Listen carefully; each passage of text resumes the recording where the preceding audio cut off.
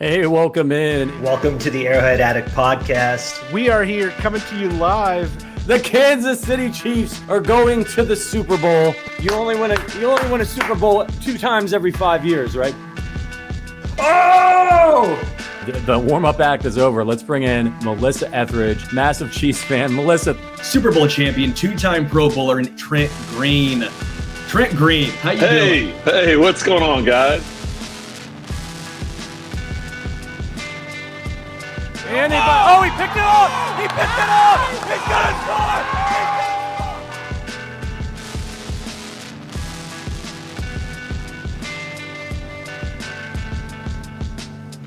and we'll see you next week. But until then, as always, go Chiefs. Hey, welcome in. Merry Christmas and happy holidays. It is the Arrowhead Addict podcast, the OG hour. It is Thursday, the day after Christmas, December 26th. Patrick Allen here with you, as always, joined, of course, by the blog father, Adam Best. Adam, Chiefs got us a nice little present there on Christmas Day and secured that 1 seed. No drama going into the weekend. Oh, I think you're muted, bud. Still a little rusty from that holiday slumber. So Hollywood wasn't rusty. No, Hollywood wasn't rusty. Yeah. Freudian slip there. Hollywood looks like he never left. He never went anywhere, right? He looks like he's been playing in this offense all year long. But what I was going to say is it was just easy breezy. You know, a lot of the Chiefs games this year have been really difficult, and they just come down to the wire, and the Chiefs have to eke out that victory late, and they're usually ugly. This game, I can't recall a Chiefs game where I really didn't have something super negative to say about any player. I mean, maybe Harrison Butker shanking an extra point. Outside of that, I mean, who do you have notes on? Everybody showed up. It's rare, but everybody seemed to mostly show up. Yeah, I would say the special teams had a little bit of a rough day there. Not across the board. Nico Remigio did some nice things.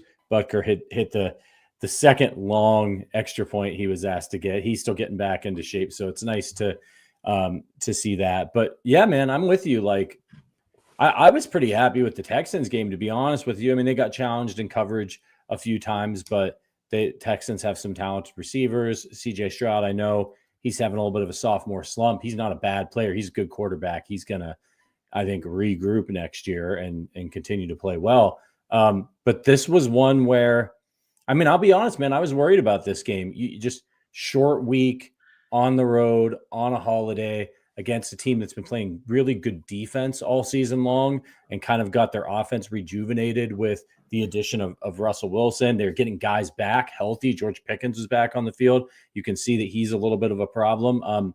But here we are, man, with a delayed victory party. And of course, right on cue is our guy Slothy, since he didn't get to do it yesterday because there was no show. Donates $29.10. How dare you spend time with your families and not have a victory party yesterday? LOL, never a doubt. They slept on us all year, and the first blowout since Chicago last year. How about those Chiefs? Do you think, Adam, I tweeted this. It was sort of tongue-in-cheek, right? I said, I tweeted out the Chiefs during the regular season with a picture of a possum. Do you think that the Chiefs have been playing possum all year, just fooling with everybody, or is it just coming together at the right time for them like it usually does? It's a mixture of both. I think it's impossible to sit here and say that there isn't a little bit of sleepwalking from the Chiefs after they've played during the Mahomes era. They played 6 more games than any other team. Compared to most teams, they played an extra season. So I think it's a little hard for them to get up for some of these games, especially when their opponents, I know we've said this ad nauseum, but their opponents really want to send a message and want to beat the Chiefs. Everybody's watching those games. Yesterday, certainly everybody was watching on Netflix. And I do think after 3 years in a row now, if you look at the DVOA, it's spiking right now. It's the Chiefs DVOA is spiking this past 3 weeks or so, or month or so. So we have a trend, a 3-year track record of them flipping the switch this time of year. Last year was a little bit later because they lost on Christmas Day.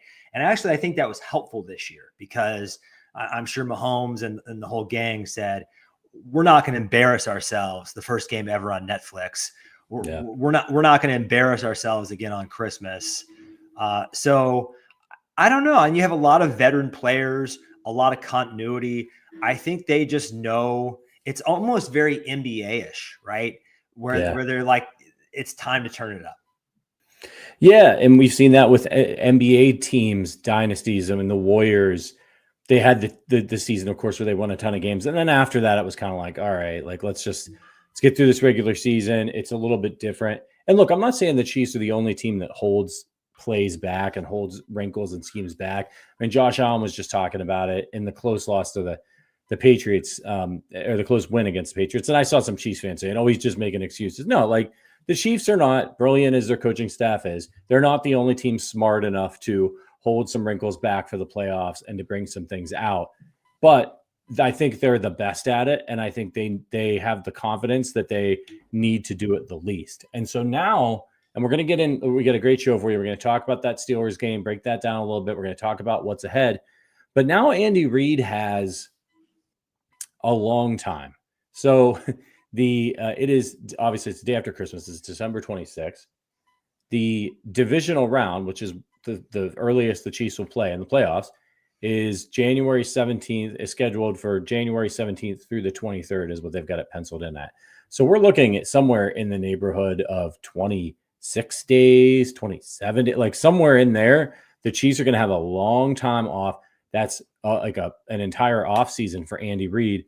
And you know, the thing that I like about, and I don't want to spoil too much of our later discussion, but the thing I like about the playoff field right now is if you're the Chiefs and you're looking at this playoff field, the way that it's probably going to shape up, if you believe that the Chargers and Broncos will both make it, those are two teams that you don't need to do a lot of scouting on. You know those teams. Should you run into them, you know exactly what to do.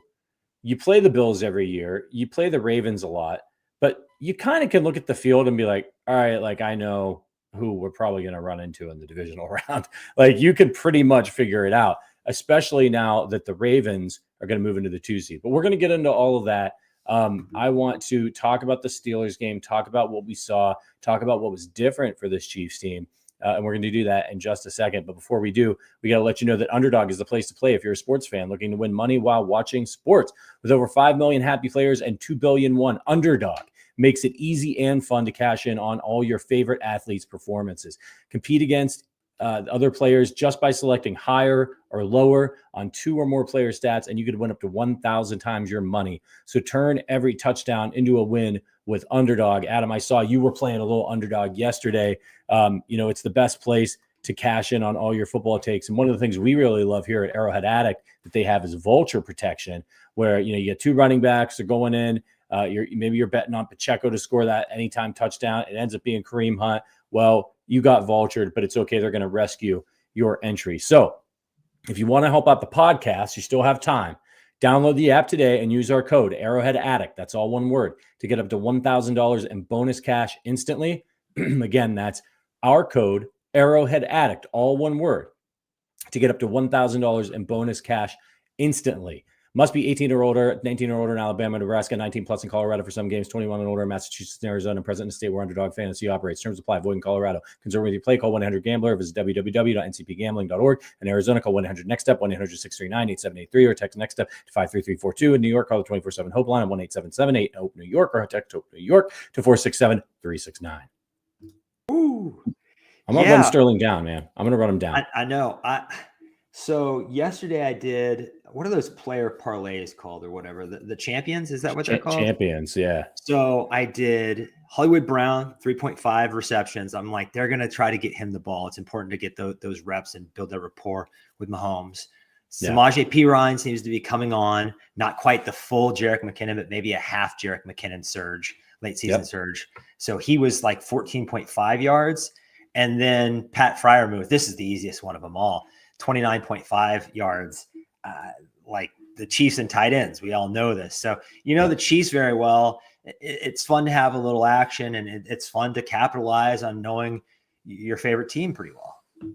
Yeah, it's a great platform. And again, if you use that code, you can support the show, which is fantastic, because Underdog's had our back all season long. And I think they're going to maybe have our back next year. So We appreciate them. Yeah. And on those champions lineups, you can either do kind of like a straight parlay where it's all or nothing, or you can set it up where if 2 of the 3 hit, you still win. You win less, but there's a lot of flexibility there in how you can build these lineups. It's a lot of fun, and you can mix sports too, right?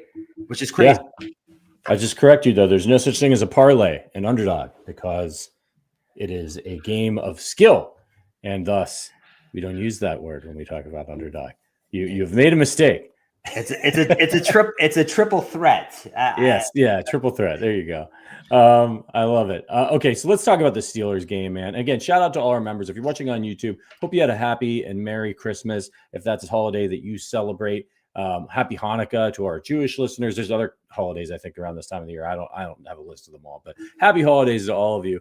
And if you're watching on YouTube, do us a solid and hit that like button. Okay, so we already started setting this up. Chiefs going in, playing the Steelers team. Steelers have lost 2 straight, getting some healthy guys back. And I got to be honest with you, man. Like, I don't know why. I don't generally come across too many chirping Steelers fans these days. Like, Bills fans, sure. Bengals fans are still lurking under the bridge, all those things. And you'll get the occasional AFC West, like Broncos or Chargers fan.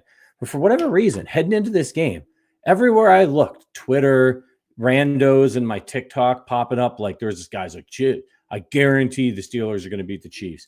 And it started like 2 weeks ago that I started seeing these prognostications about the Steelers game. And I was like, man, do these people know something that I don't? Did you see any of that? Like really confident Steelers fans are like, oh yeah, we're going to be the ones to take down the Chiefs. I try to tune it out, but Steelers fans, there's some bad blood between me and Steelers fans.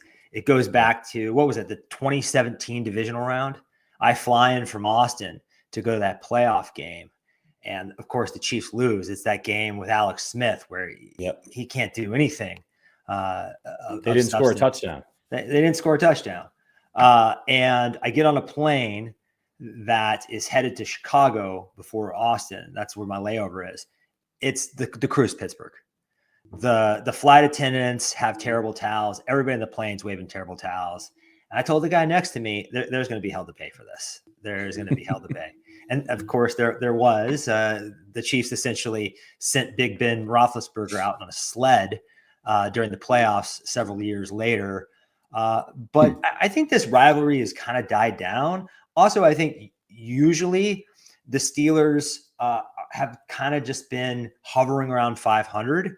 I also think the Steelers, they've won some championships. Those fans aren't as thirsty as Bills fans, as Bengals fans, who kind of don't know how to act. I think they just are desperate to get that Lombardi. But I think the Steelers are getting kind of further away from the Big Ben era, and also they're a little bit better this year, which I think might be a little bit of smoke and mirrors. But ultimately, the Tomlin magic was no match for the Mahomes black magic. Correct? Tomlin reminds me a little bit of Andy Reid, like before Mahomes. Obviously, like he started at the beginning of his career and he got Roethlisberger. They only got the one, but he wins every year. They're always in the thick of it, but he doesn't have an elite quarterback. And that was most of Andy Reid's career. And I would say Andy's definitely a better quarterback guru, and he gets more out of guys than Tomlin is able to. But the results are about the same as they were before Andy got Mahomes, which is that the Steelers win a lot of games. And a lot of my friends, I'm actually wearing my Westminster College hoodie today, which is just outside of Pittsburgh. It's where I went to college. And a lot of my fraternity brothers, everybody is from Pittsburgh, tons of Steelers fans, and they hate Tomlin. Like, I think they're crazy because I think he's one of the best coaches in football. But I think, you mentioned that like they're not as thirsty. They may not be as thirsty for a Super Bowl, but they are spoiled. And they have an expectation of, we're going to be winning Super Bowls all the time. We're going to be playing in Super Bowls. And Tomlin hasn't been great in the playoffs. And they're very frustrated about that. And I've often said to my friends, hey, listen, you don't know what you have. Go ask the people, the Philly fans, about, the times under Andy Reid. Of course, they've won a Super Bowl and stuff since, but they'd much rather have, I think, Andy Reid than the guy that they've got now. And it's just a matter of the pieces falling together and getting a quarterback. I think the big mistake that the Steelers made was years ago. Who did they trade for? The DB from the Dolphins. They traded a first-round pick for him just a couple of years back when they needed a quarterback. And they're like, we're going to go all in on the defense thing. And that's what's holding them back. So, heading into this one, they're winning because they are getting competent quarterback play, which they haven't had with Kenny Pickett. And Russell Wilson, is he good anymore? No, not really. He's below average probably, but he's not garbage. And this was a sneaky game for the Chiefs. And if the Chiefs came out flat, this is a team that, Russell Wilson throwing his moon balls to Pickens, and the defense and the sacks that the Chiefs are giving up, and we might not have Chris Jones. Like, I was legitimately nervous about this game. It didn't turn out that way. Chiefs came out from the beginning and controlled this game. They looked like the teams didn't look like they belonged on the same field. Exactly. And I think you were referring to Mika Fitzpatrick.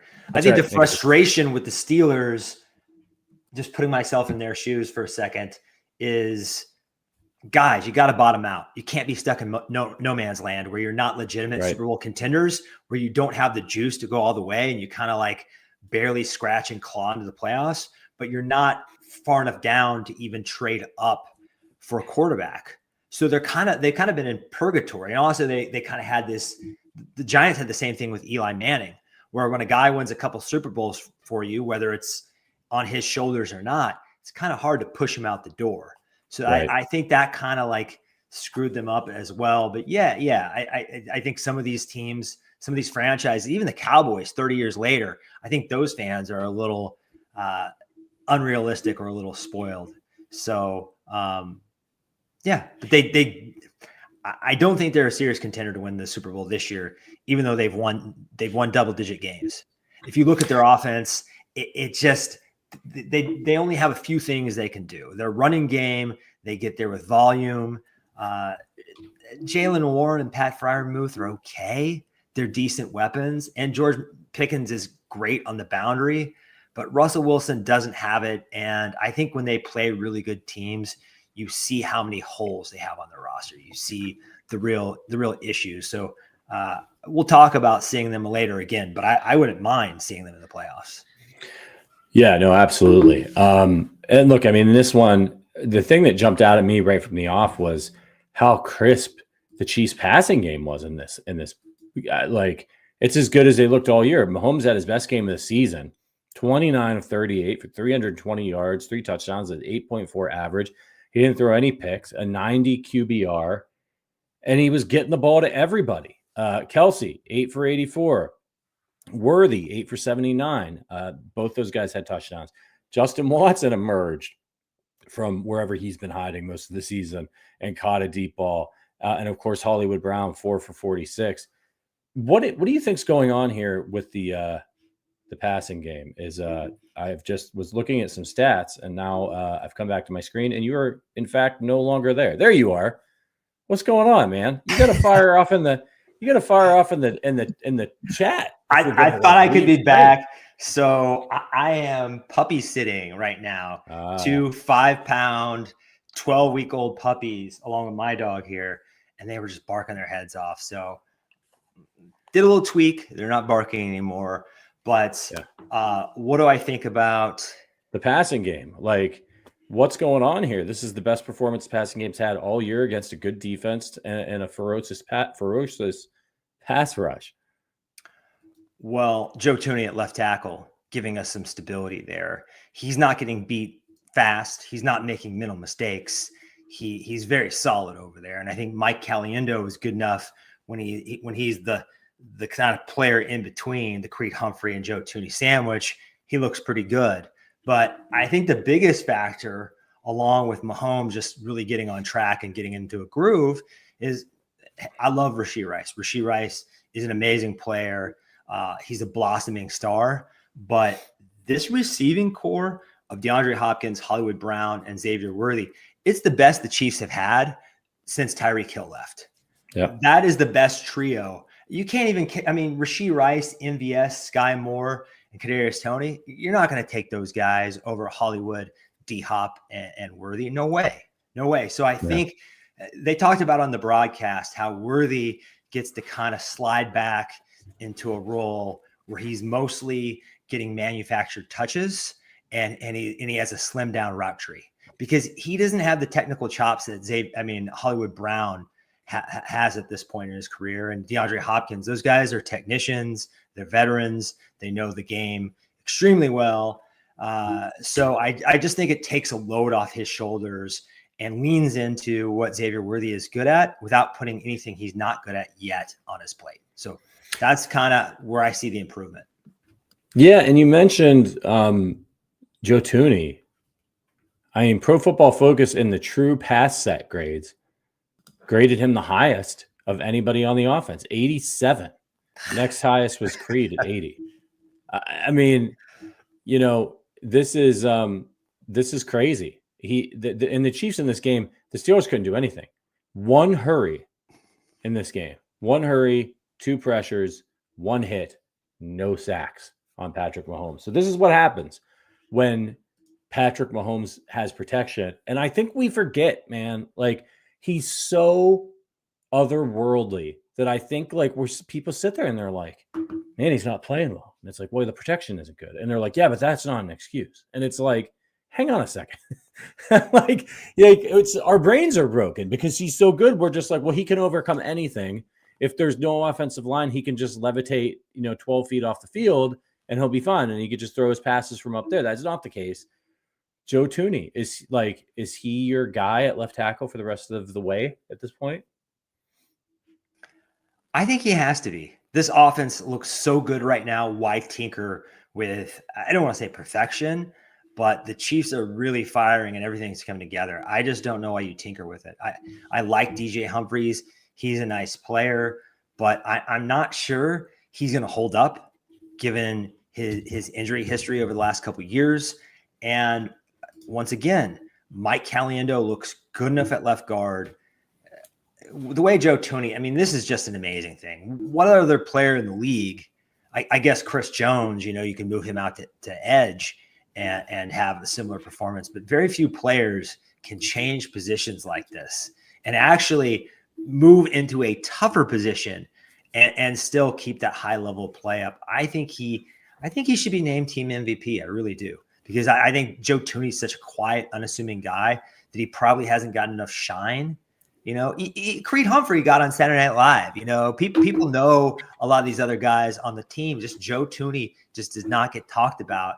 And this is going to save the season if this continues. And if you look at the edge rusher, it's been a murderer's row, right?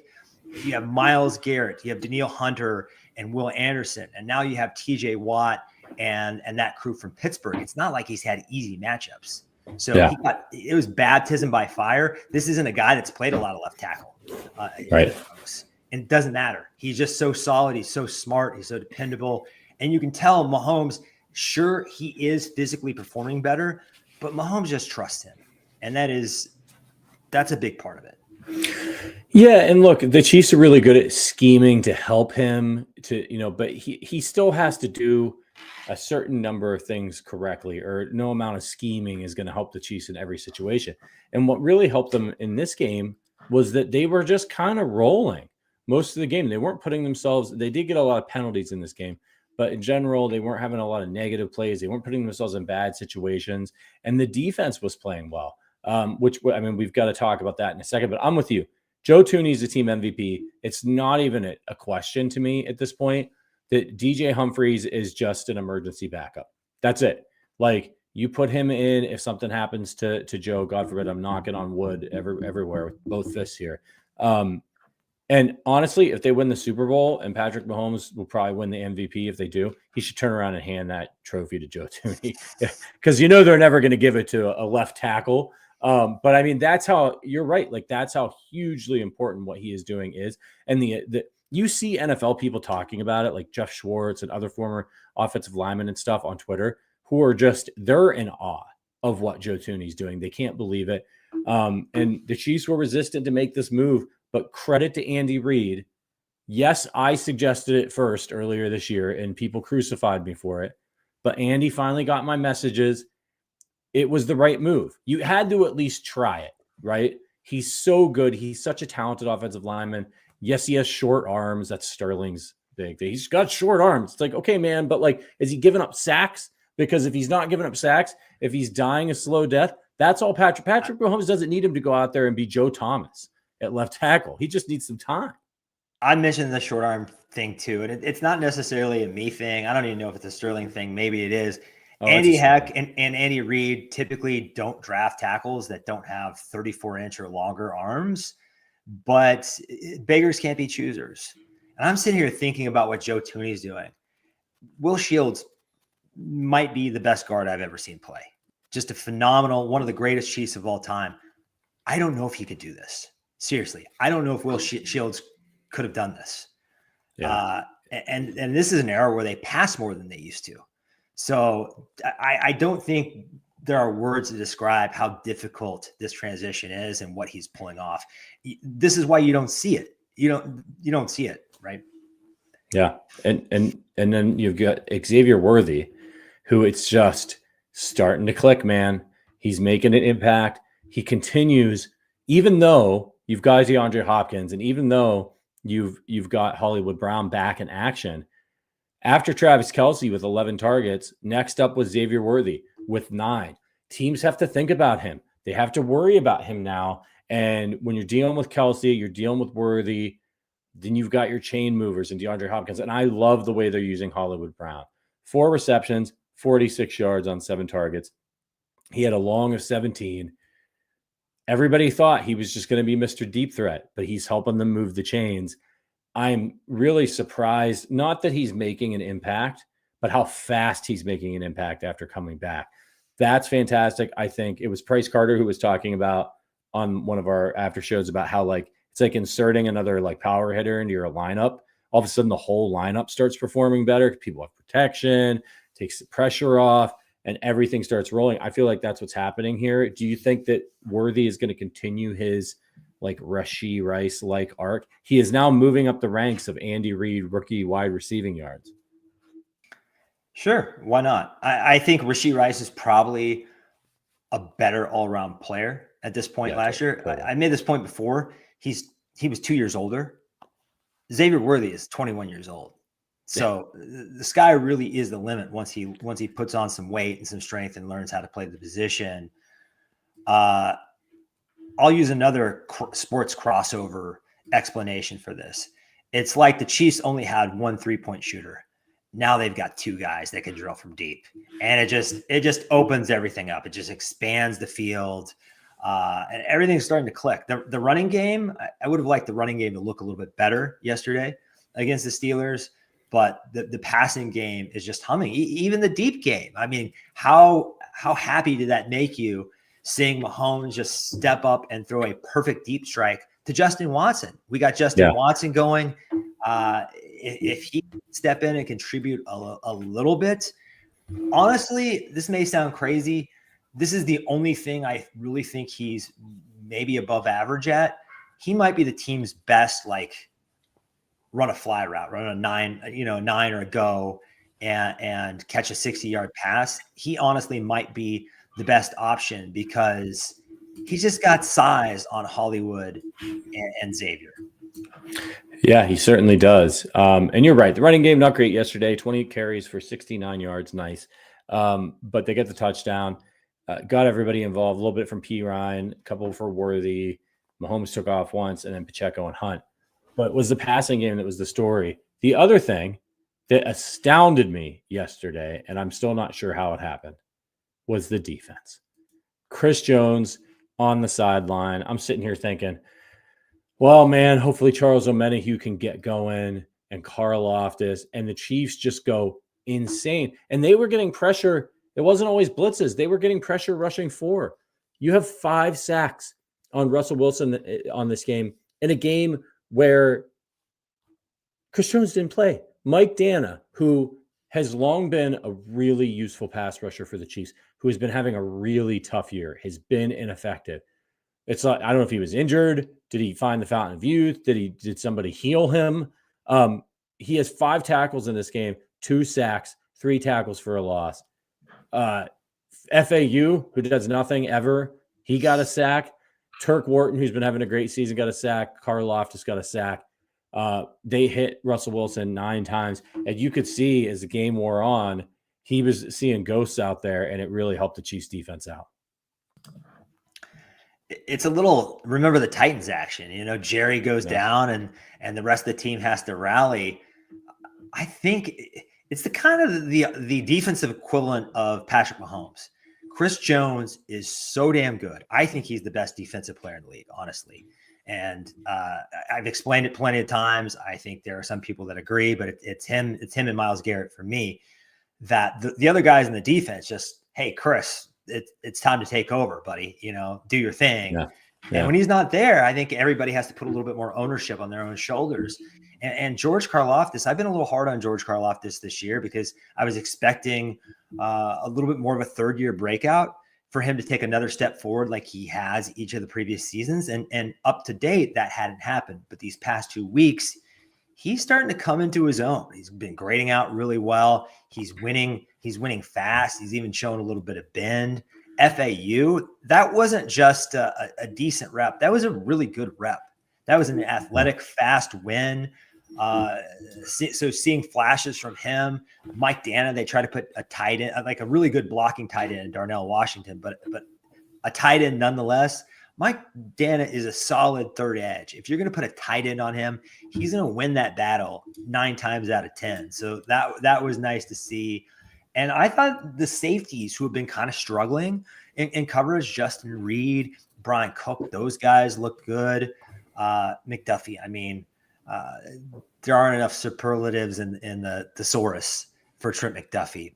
Pound for pound, toughest dude, pound for pound, best tackler in the NFL. If there is one defensive back that Veach is kind of going to break his own rule of re-signing defensive backs for, it's this kid. It's Trent McDuffie. They really came together for them yesterday. And some of those sacks that we mentioned were coverage sacks. And you mentioned it, Justin Reed. He was PFF's highest graded player for the Chiefs in coverage. He got a 91. McDuffie was second with 88.6. And then a name maybe you didn't expect to see, Christian Roland Wallace, 79, 87% coverage percentage. He was targeted 3 times. He gave up just 3 receptions for 16 yards, but they liked what he did in this one. What's your take on this guy? I know it's hard to see without watching the tape, but do you think maybe the Chiefs have found a little bit of an answer here at slot cornerback? I do. And Trent McDuffie he's a really good slot player in his own right, but he's a great perimeter corner. You can play him anywhere back there. Chamari Connor, I think, is a fine player. He's going to be a good safety once they get him back playing out of the slot. It's just never worked out for him in the slot. He looks considerably worse than he did last year. He looks like he's playing out of position. I think his lack of speed, it doesn't really show up at safety because he's a smart, instinctual player, but it does show up at slot corner. It really does. And these aren't the old days where teams just stick these little, pop gun. I'm trying to think of a good example. Wes Welker guy in the slot, right? Right. Teams will put CeeDee Lamb in the slot sometimes. Yeah. You know what I mean? Yeah. They'll put Justin Jefferson in the slot. You can't hide a slow defensive back there anymore. So I think this is working out better. It seems like the secondary is clicking. They're kind of mixing and matching Najee Johnson and Joshua Williams. They're up and down, but I will say this about both those guys. And this is a trait that every single cornerback that gets on the field for the Chiefs has. Those guys tackle. Those guys tackle their asses off, and they're playing hard. And they might get burned every once in a while, but they're out there making some plays. I think both of them look better. It's exciting, man. It's an exciting performance. And I really felt like the Chiefs dusted off a little bit of their playoff magic for this game. I don't think they went all in or crazy, but they came out and it just felt like it does when, last year, right? They looked terrible all season long on offense. And then they come out in these games and, oh, they're moving the football early, and then sometimes, against the Ravens, who had a very good defense, it stalled out eventually, but the defense was able to hold. I think the Chiefs came into this game and they were like, this is like kind of like a playoff game. So we're going to use some of our stuff. Why? Because we win this game. They did two things, and this is actually a good segue into our next conversation, which is looking ahead to the playoffs.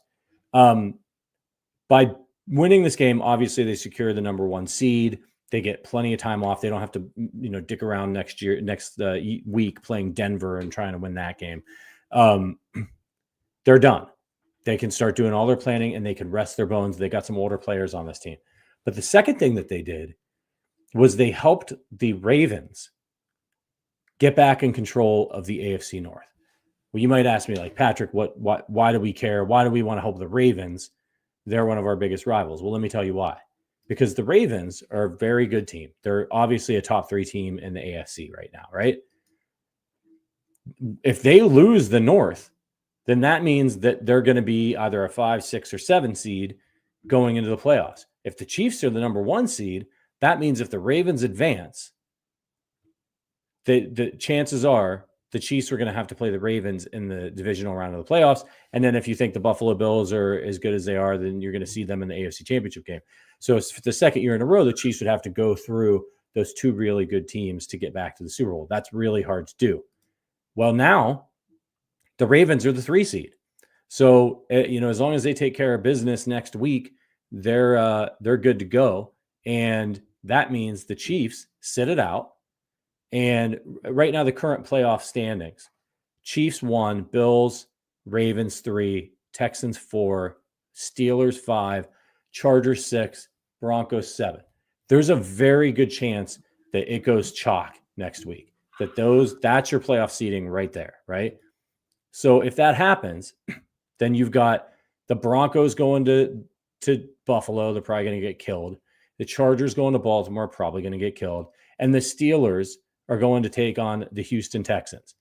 I call that game a coin flip. I wouldn't be surprised if the Steelers won it. They're just a little more battle tested. But both teams are struggling right now. But both of those teams are the 2 teams that the Chiefs just beat.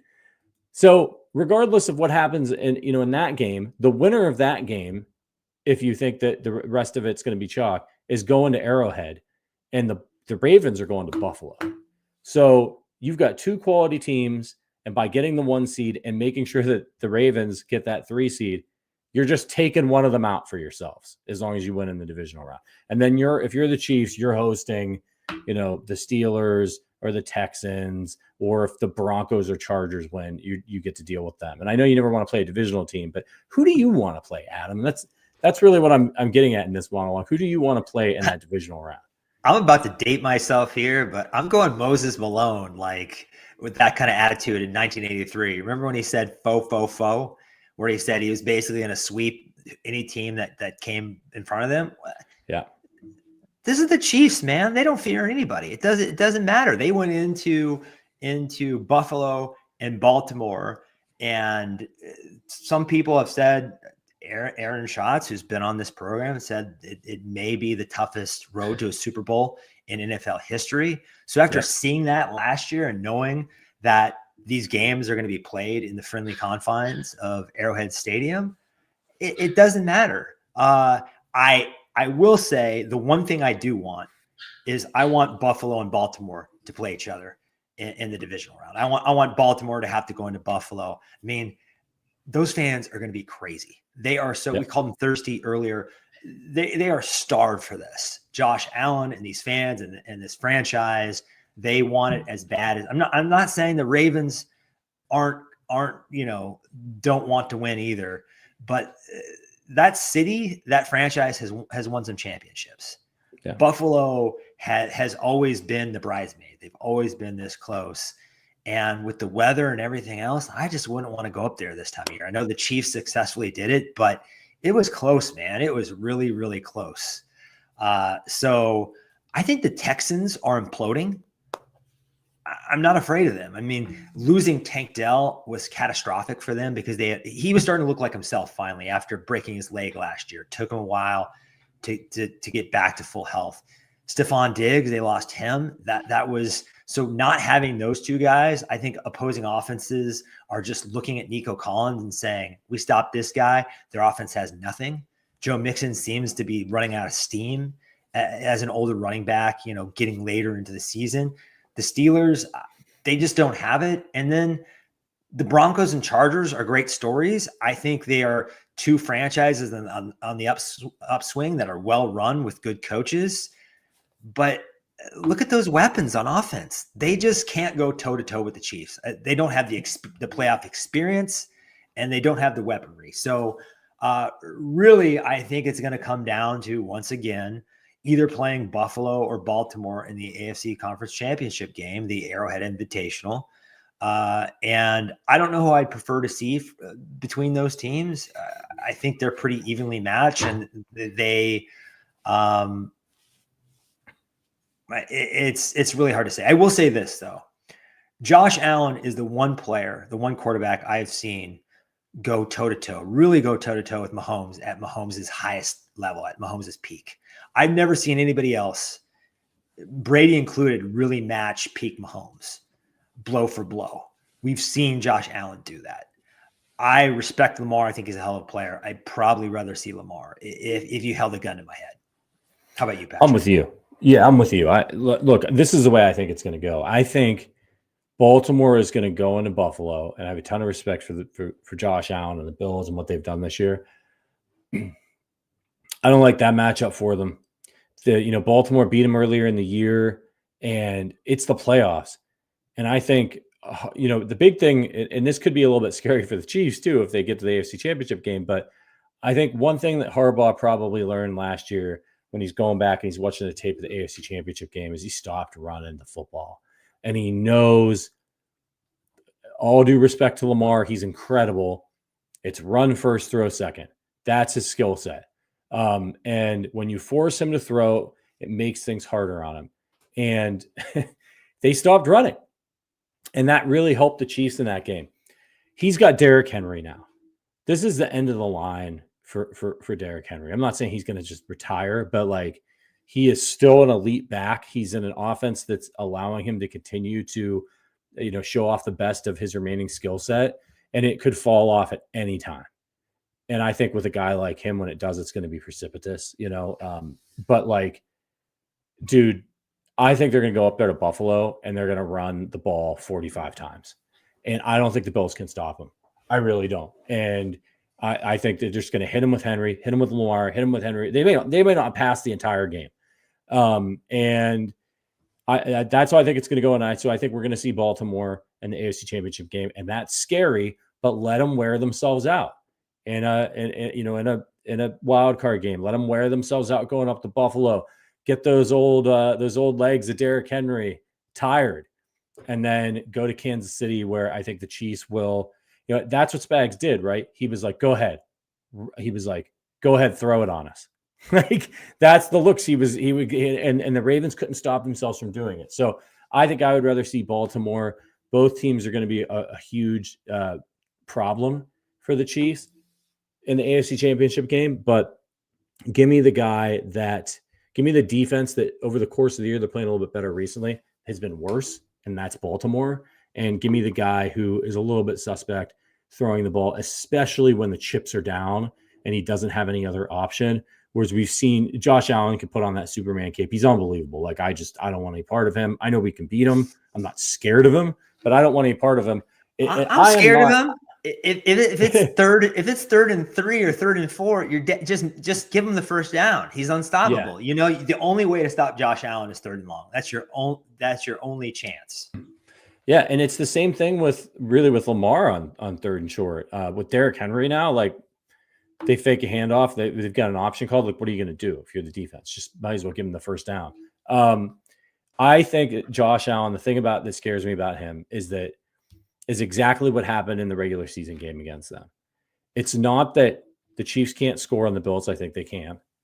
It's what if we don't get the ball last? And I'm not sure that the defense can stop him. He's just really incredible, and he's having probably his best season yet. So that's the. I don't want to. I think we could stop Lamar. in one of those situations. I think it's a lot harder to stop Josh Allen. So it's going to be fascinating, but the Chiefs are going to have stuff. They already played all of these teams, and that's what's incredible. And can you ever remember a season where the Chiefs played every single playoff team before the playoffs? Every one of them. They played them all. They beat them all except Buffalo. And then that game, the Chiefs scored, and they were down 2. And by the time the offense got the ball back, it was too late. Defense couldn't get the stop. So they were right in it with Buffalo. It's not like they got blown out. And that's when they weren't playing good ball. So, I feel good about their chances. I feel great about their chances. And I think what instills me with the most confidence is this rest period they're going to get. I don't know how they're going to handle it. Personally, I don't want to see Mahomes again. I don't want to see Kelsey again. I don't want to see Chris Jones again during the regular season. Joe Thuney. I don't know if you can play him. I don't know if you can play Trent McDuffie. I don't know if you can play DeAndre Hopkins. The list probably stops there, but there's certain guys that just feel kind of irreplaceable at this point. And I think they're at this point in their career, I don't know that they need the reps, but not only the rest, just the ability to say for Spags, Andy Reid's a great game planner, but Spags is just as good if you're giving him a longer amount of time to gear up for one team. And I'm thinking, no disrespect to the Chargers and Broncos, but they know those teams well. They're probably not going to spend as much time right now thinking about them. They're probably not going to spend as much time thinking about the 2 teams that they just saw. This gives them 3.5 weeks to start thinking about Buffalo and Baltimore. And you don't want to get too far ahead of yourself, but I think you have to start thinking about those teams. And what's so exciting about Spags and Andy Reid game planning for those 2 teams, you have Zach Orr for the Baltimore Ravens, who's a first-year defensive coordinator. I think he's a good coach. I think he's going to be a real good coach, but he's out of his depths against Andy Reid. And then you have Joe Brady, right? Really good offensive coordinator, but not a lot of playoff experience. And Steve Spagnuolo, when it comes to playoff, custom-made, bespoke game plans to screw with one offensive coordinator and quarterback, he might be, along with Belichick, like 1 and 2 all time. So I just think it's such a huge advantage for Kansas City to have this extra time to game plan. Massive advantage. And I think they're going to be in good shape, man. Funny thing about this last game of the season, there's all these desperate Bengals fans out there who think they still have a chance. If the Bengals beat the Broncos this week, everybody keeps talking about the scenario where, hey, if the Chiefs beat the Broncos last week of the season, the Bengals could get in. Nobody is talking about the fact that I don't think it's going to matter because the Bengals need the Indianapolis Colts to lose for them to get by them. And they play the Giants and the Jaguars. Now they could lose. It could happen. Doug Peterson's coaching for his job. The Giants ain't trying to win that game. They are not trying to win that game. They're doing everything they can to tank. But Doug Peterson's coaching for his job. So that could be the one that could save the Bengals. But I just don't see it. There's no Trevor Lawrence. And this team's going to just ride Jonathan Taylor to an attempt at a postseason bid. So, I think it's a little too late for the Bengals. It's very Dumb and Dumber, So you're telling me there's a chance, right? Yeah, and it's like what was it? 1 out of a million, That's right. God, Bengals fans. I don't want to be too mean here, but it's getting desperate in Cincy. It's not good, man. And now you've got contracts coming up at T. Higgins, and things have not gone pretty much from the moment they said we'll see y'all at Arrowhead. Things have just been in a downward spiral. So it's not their fault either. I think that T. Higgins, Joe Burrow, and Jamar Chase are unbelievable, and they'll continue to be unbelievable. The problem with this franchise is that they're cheap. They're cheap. And that defense that they put together, it's like they were at the craps table and they were just hot. Every veteran that they signed on a cheap deal, those safeties, Trey Hendrickson, the list goes on, they all hit. And you can't you can't replicate that. You can't, they're trying to like bargain basement, competing with the Chiefs and the Bills and the Ravens, and they're just not a good enough organization, and they don't have deep enough pockets to do it. So I just have never felt like the Bengals are sustainable. I feel like the Bills are sustainable and the Ravens are sustainable because if you have good coach, good organization, good quarterback, and owners that are willing to spend, you can hang around. But the Bengals don't have that. Yeah, they got to put money in escrow when they sign people to big deals. They got to put all the guaranteed money into escrow, and they just don't have the deep pockets or the willingness, at least, to spend. So, all right, we get to relax now. That this is good for the Chiefs fans too, because we don't people have asked, well, should the Chiefs play their starters for like a drive and that get no. I don't even think they should let Travis Kelce and Patrick Mahomes and Chris Jones get on the plane to go to Denver. Leave them in Kansas City. You don't want anything bad to happen. What if an errant football hits one of them and breaks their nose? I mean, there's all kinds of crazy things that happen on an NFL sideline. They should not be at the game. Send Carson Wentz. You know what I mean? Send all the backups. Like I would cut somebody and bring Matthew right back. I wouldn't even send Butker out there. He could practice back at Kansas City. I don't want to see any part. Do you want to see anybody take the field that's of any importance whatsoever? No, I already mentioned those names earlier, but no, Travis, go hang out with Taylor, man. Just go do your thing. Go host your game show. Just occupy yourself with something else besides football. Yeah. Patrick Mahomes, go be a dad. You've got a third one on the way. Chris Jones, you've earned the rest. McDuffie, Creed, Thuney, don't want to see him. DeAndre Hopkins, don't want to see him. Maybe even Charles Omenihu. It's no accident that you drop him in. And suddenly Mike Dana and George Karlaftis and FAU and all those guys look better. So I probably won't want to see him. The list might stop there.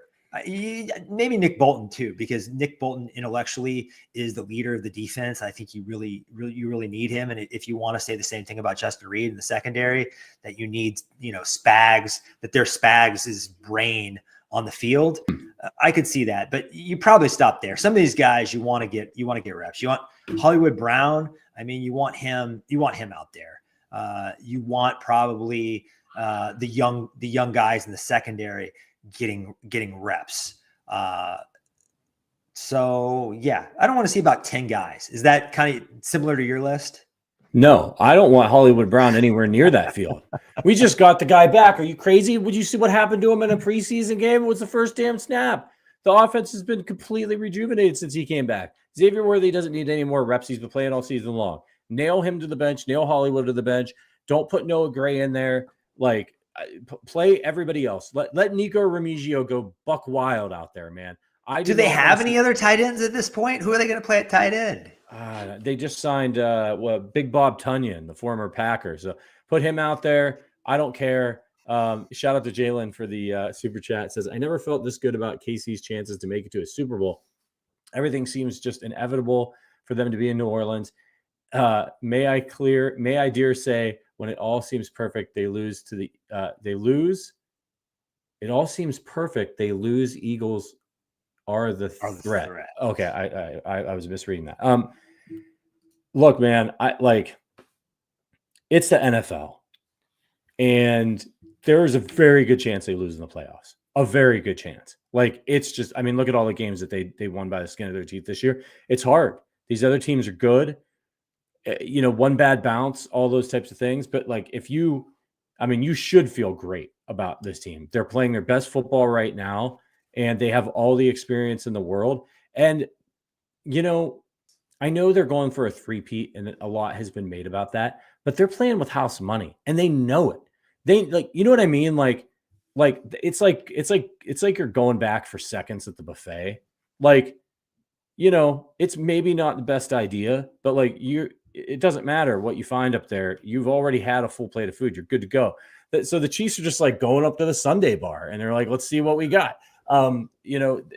There's not as much pressure on them to three-peat, which is nobody has ever done and nobody thinks they're going to be able to do, as there is on Buffalo, as there is on the Ravens, if they get the Lions in the Super Bowl, that franchise, for goodness sake, as there's going to be on Jordan Love to win his first Super Bowl. So, I think they're good. I think they're chill. And I think we can all relax, just enjoy the ride. And we just have to remember that if somebody takes them down, and I will film my customary playoff pep talk, don't worry. if someone takes them down, we're okay. Oh, you got to go back and watch my pep talk from last year. It was. I remember it. I remember it. Yeah. I'm just sitting here listening to you talk, and I'm thinking, how did the Chiefs lose in the playoffs? And my first instinct was to say they fall behind. They fall behind because now they've gotten so good at closing games. I think if they have a chance to win the game at the end, you're dead. You're dead. They just know how to do it better than you. But then you look at Mahomes' record when they're down 10 points or more, not just in the playoffs, like anytime. And he almost has a perfect record there too. So what kind of situation do you have to concoct to beat these guys? And I think you hit the nail on the head, especially with Josh Allen and Lamar Jackson. Their legacy hangs in the balance. The Chiefs, Patrick Mahomes' legacy is cemented. If he retired today, he'd be a top 3 quarterback all time at worst, right? Those other guys, every year they don't get there. The negative voices just in the media and in the back of their head grow a little louder. So I think the pressure's not on the Chiefs, man. It's not. It's absolutely not. All right. Before we get out of here, we got to do a little bit of business. 2 things. We got to do some reader reviews really quickly. As you guys know, we are on the push to 400 reader reviews. I think we're at somewhere like 3. I didn't update the number, but we're somewhere like 383 or 387. We're trying to get to 400 reviews on Apple Podcasts before the end of the year. So if you guys could do us a solid, head on over to Apple Reviews, leave us a 5-star review. If you could, leave us a written review and we'll read it here on the show. I got 3 new ones. First one from 12-9 from Kale Pat says, love it. Thanks for the great content and helping me learn the game of football more. Question for you. What is the best side of barbecue at a restaurant in KC? Best side at a barbecue restaurant in KC. I think it's the shrimp at Joe's. This is a really good question. And, I don't live in Kansas City. So a lot of times when I get out there, I don't really go in for the sides too much because I just want to stuff my face with, it's like my opportunity to eat as much of the meat as possible. So I get like burn ends and ribs and brisket. And I want to try it all. But what stands out for me is the baked beans at Joe's. I love a good baked bean. I think theirs is fantastic. They got bits of burn ends in there. I think they're my favorite. I don't know if they're the best in Kansas City because I haven't had as much as I like to have had. But for me, it's that. Do you have something, Adam? Do you even eat barbecue anymore? I do eat barbecue, yeah. But I'm with you, man. I'm like, I want some ribs. I want some pulled pork. Yeah. And just burn ends, just fill up the plate with meat because I used to live in Missouri and I don't get back there very much. And whether I've been in Texas or Alabama or wherever else, the barbecue just isn't the same to me. It's not. I know a lot of people like these different places, like people like Carolina barbecue. And when I lived in Austin, I had Franklin barbecue and people act like that might be the best place in the country, but I don't even think that holds a candle to the places in Kansas City. So really, man, I just go hog wild on the barbecue. I do like some Jack Stack. I like their beans. That's I do get down on some beans for sure. Yeah. But if you're going to do barbecue and it's game day, like I'm usually a pretty healthy eater and I always get some greens and stuff. I don't want that on game day. On game day, I want the meat, Yeah, you cut loose for sure. All right, next one came on the 20th from Keith in Missouri. It says, 1 of 400. My first choice for Chiefs coverage. Great lineup of shows. Keep up the good work, fellas. Thank you so much, Keith, for having our back on this. And then on 12-13 from 10 Jed, the best Chiefs news of the pod world. That's what he says there. Listen, thank you for those 3 reviews. We appreciate you guys. Look, the season's almost over. We need you to show up for us. If you've never left us a review on Apple Podcasts, 5 stars, you can help us get to 400 even if you don't leave a written review, but we'd love those written reviews and we'd love to answer your questions here on the show. Okay, before we go, it's time for Patty's Power Rankings. It's an Adam week, so we're going to be talking movies, and this is a fun one.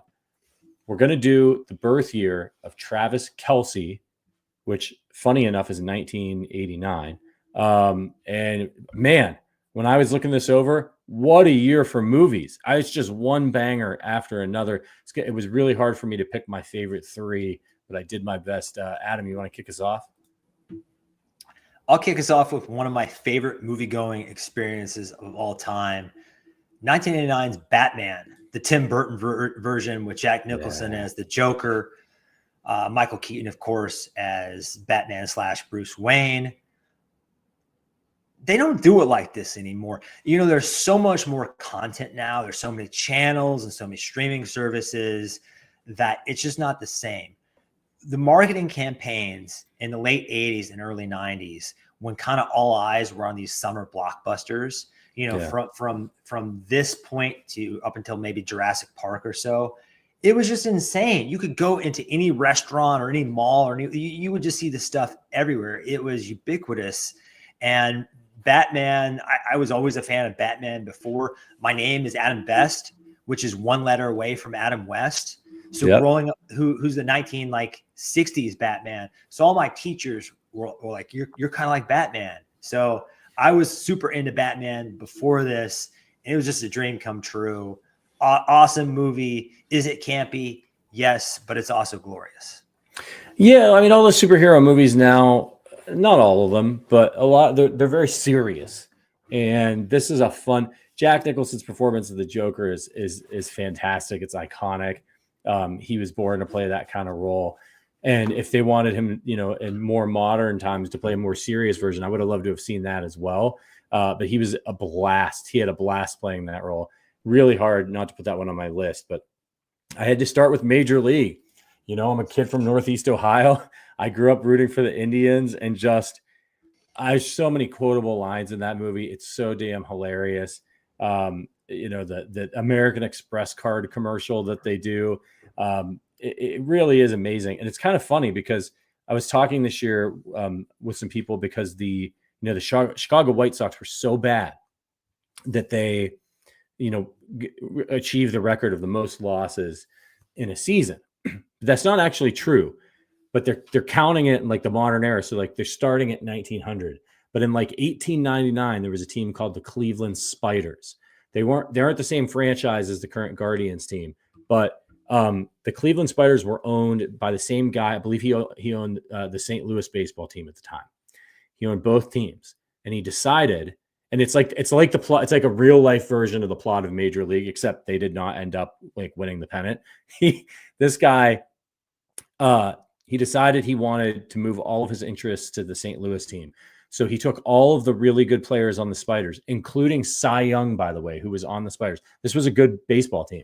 He took all of the good players and he moved them to the St. Louis team and just left the remainders in Cleveland.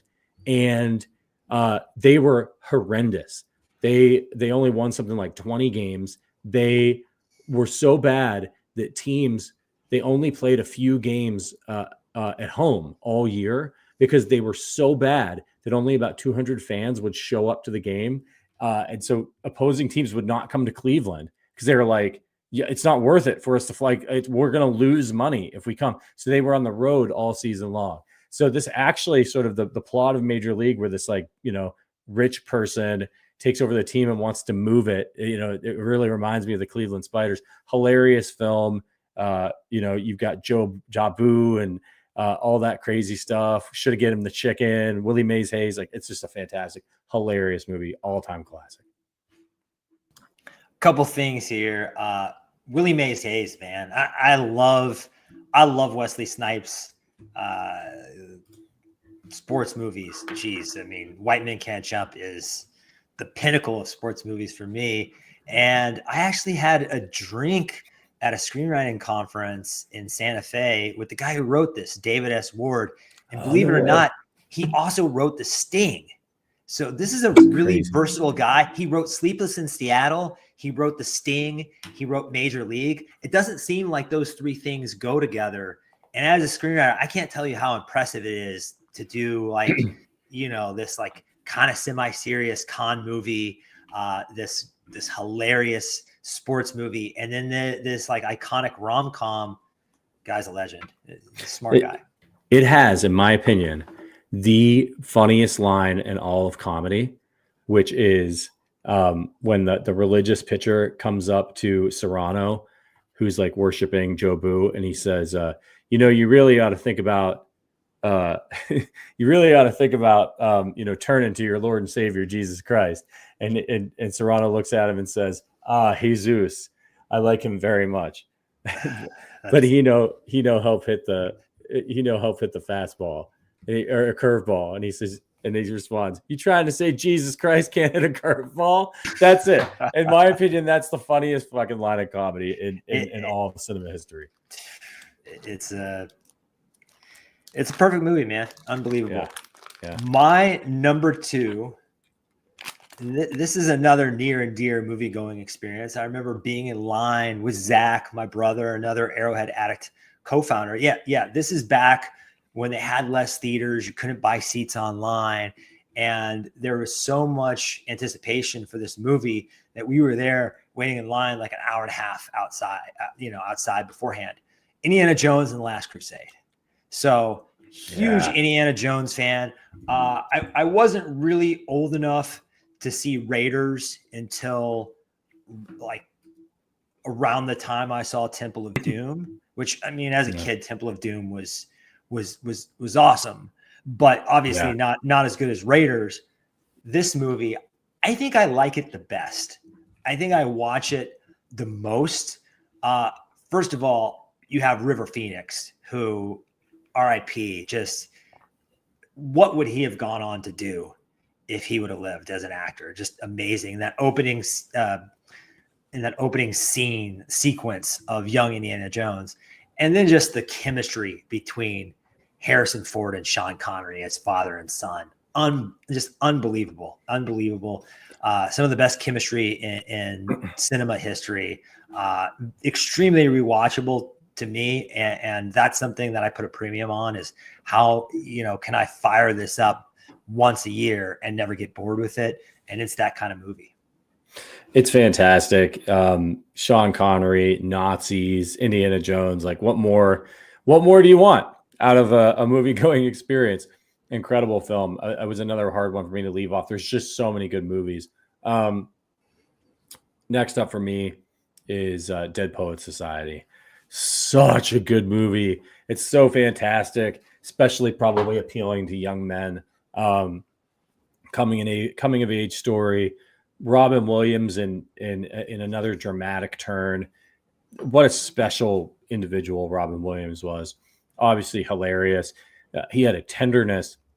I've always said that, like, people would be surprised when, comedians would play a serious role and they'd say, like, "Oh man, like, he's a funny guy." Like, I didn't know he could be serious playing a drama. It's like, Jim Carrey and Robin Williams. You see these guys do it, and it never surprises me, because my favorite type of movie is a black comedy. That's why In Bruges is one of my favorite movies. And I think when something,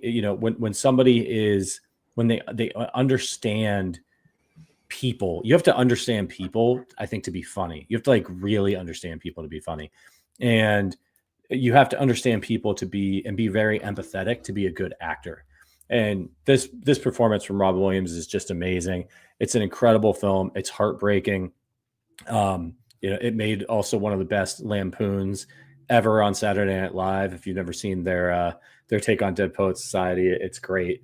But it's a fantastic film and a must watch if you've never seen it. You're muted. God, twice in one day, man. Yep. Rusty. I'm totally with you. And I knew as someone who's been an actor, you were going to kind of say, hey, being funny might be the hardest thing to do. You have to have impeccable timing. You have to be really in touch with other people.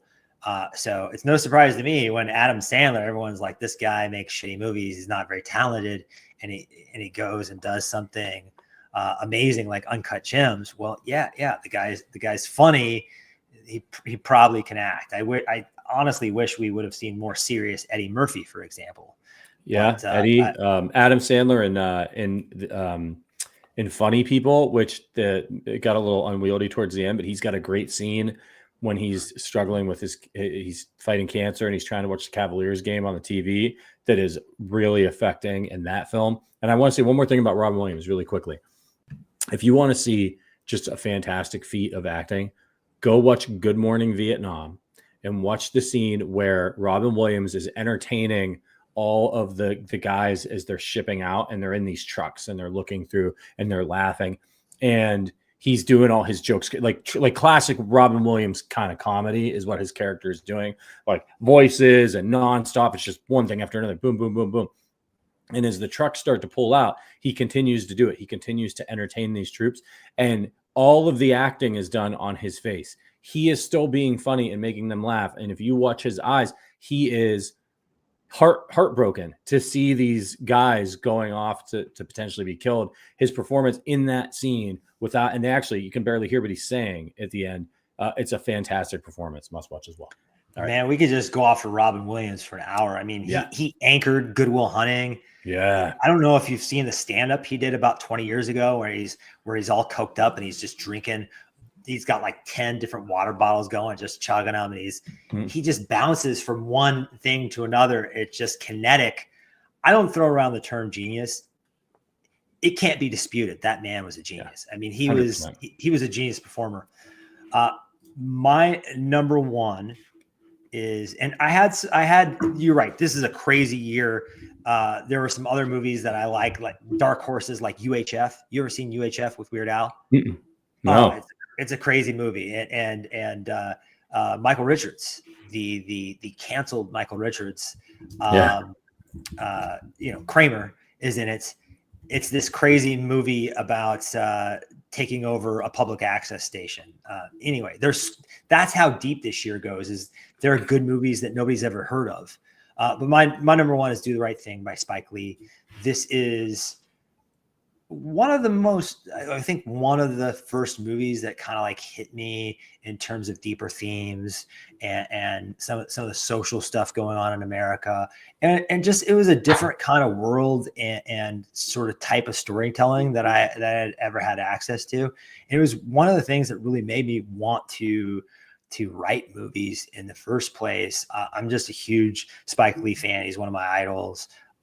So it's just a perfect movie to me. And, we got a young Gus Fring from Breaking Bad, Giancarlo Esposito, and you have basically Rosie Perez, like bursting onto the scene. You have Samuel L. Jackson, and the list goes on and on. It's a fantastic movie that says a lot. It is, man. It was in consideration for me. It was hard. Like when you talk about some of the movies in Pet Sematary, Henry V, License to Kill, Sex, Lies, and Videotape, Steel Magnolias, The Burbs, Uncle Buck, Ghostbusters 2 came out in 1989.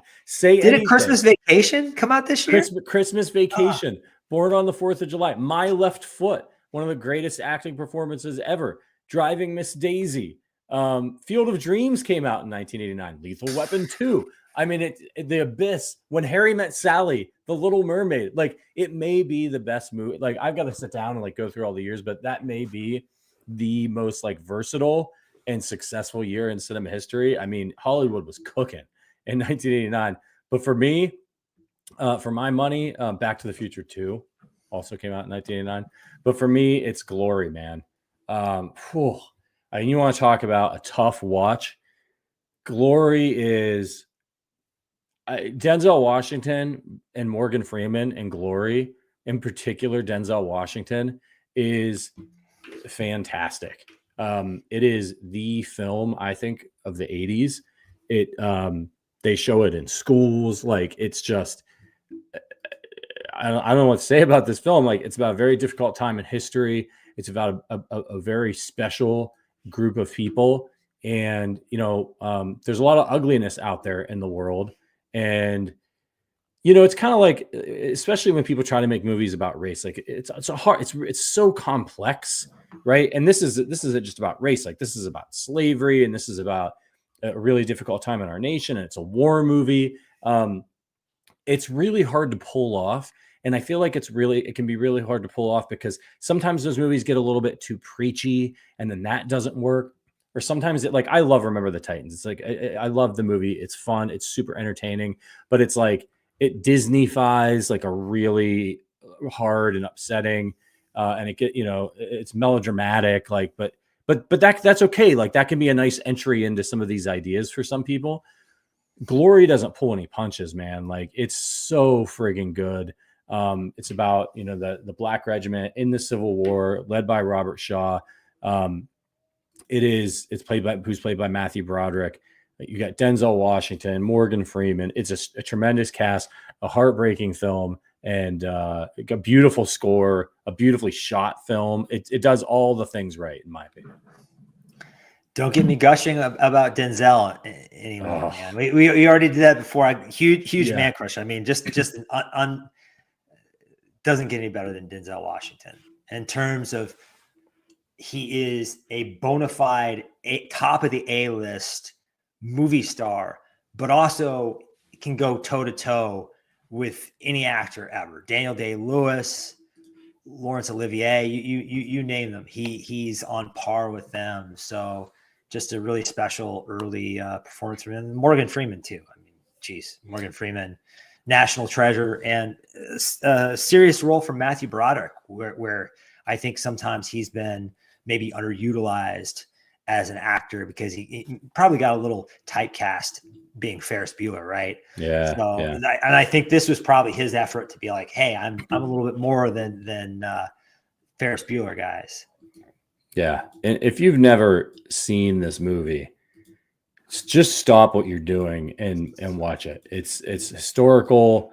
You're right about Matthew Broderick. I think he was the perfect person for that, to play that character. He did a tremendous job with it. That's definitely a character that could have gone sideways on an actor. And he didn't allow it to. I thought it's a masterpiece. It's fantastic film, must watch. 1989, man. I mean, I just feel terrible leaving some of these. Like, I love Back to the Future. I know people think 2 is like not the best. Like, it's the lesser of the trilogy. I love it because it sets everything up. I love Back to the Future. How many times have you referenced like Gray's Almanac in your life? Right. Made a joke about Gray's Almanac, I mean, I don't want to get political here, but Back to the Future in multiple ways, including the Cubs winning, it's been prophetic about a bunch of things. Like it kind of saw the future. I'm a little disappointed that we don't have hoverboards, but other than that. And we also don't have the Nike shoes that like fasten themselves, which they made them, and like they made them. And yeah, they're like they're like $1,000 or something, right? Yeah, you can't get them. But it's just frustrating to me. I don't understand it. Why they can make them. One more super chat coming in from Steven. Says, so happy we beat the Steelers. Great game. Chiefs were incredible in the second half. Chiefs are peaking at the right time. Only concern was the run D. Yeah, and I think they were probably giving it up on that one because they wanted to stop the moon balls. So we'll see. We'll see how it goes moving forward. We got to get out of here, guys. We're at an hour and 20 minutes. Got you a good 20 minutes of movie talk, and we'll pick it back up. Next time we do a show together, Adam, we're going to be talking about the first round of the playoffs in which Chiefs don't have to play. So that's going to be fun. It's going to be a long time before you and I are talking about a meaningful game, is what you're saying. Yeah. That's okay, though. That's okay. I'll take the break, and so will the Chiefs. All right, everybody. Thank you so much for joining us on this day after Christmas, and very appreciative of producer Richard. Take a bow for putting us up on everybody's off right now. So we did a little bit extra work for you. And thank you, of course, to my co-host, the blog father, the reason we're all here, Adam Best, for joining me and talking Chiefs and talking movies. And of course, to all of our members, if you guys hit that link in the description and become a part of the Arrowhead Addict member community. We will see you guys next week. We'll be back with our regular slate of shows, I think. But until then, as always, go Chiefs.